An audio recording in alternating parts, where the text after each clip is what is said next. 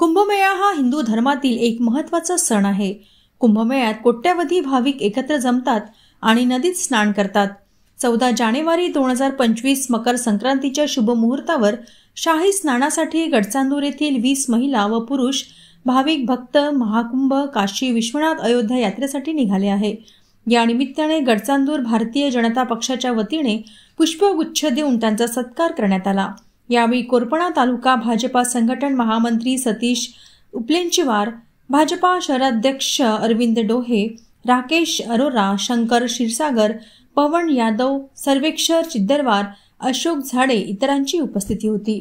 या निमित्ताने लाईव्ह चंद्रपूरला मिळालेली ही प्रतिक्रिया। भारतामध्ये एक वेगळं महत्त्व असलेलं महाकुंभ, दरवर्षी 4-4 वर्षांनी येणारं महाकुंभ आणि 12 वर्षातून एकदा येणारं प्रयागराज येथील महाकुंभ जानेवारी आणि फरवरी या महिन्यामध्ये होत आहे।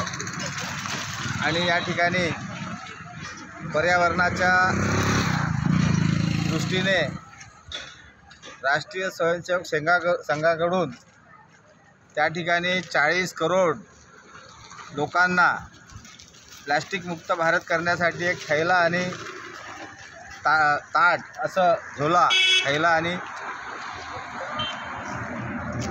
आणि थैला आणि ताट असं या ठिकाणी नियोजन होत आहे। संपूर्ण भारतामधून त्या ठिकाणी साधू संत आणि भाविक मंडळी पहिल्या स्नानासाठी होणाऱ्या 14 तारखेला मकर संक्रांतीच्या मुहूर्तावर होत आहे। त्या ठिकाणी गडचांदूर शहरातून आमचे भाविक मित्रमंडळ आणि परिवार पहिल्या शाही स्नानासाठी जात आहे।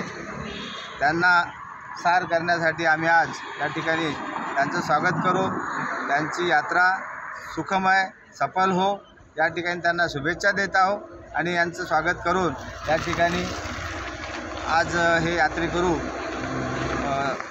चित्रकूट येथे जाणार आहे आणि त्यानंतर अयोध्या, काशी आणि काशी विश्वनाथ आणि शारदा देवी, मय्यर देवी आणि 14 तारखेला ते शाही स्नानामध्ये सहभाग घेऊन परत गडचांदूरमध्ये येत आहे। त्यांना खूप खूप शुभेच्छा।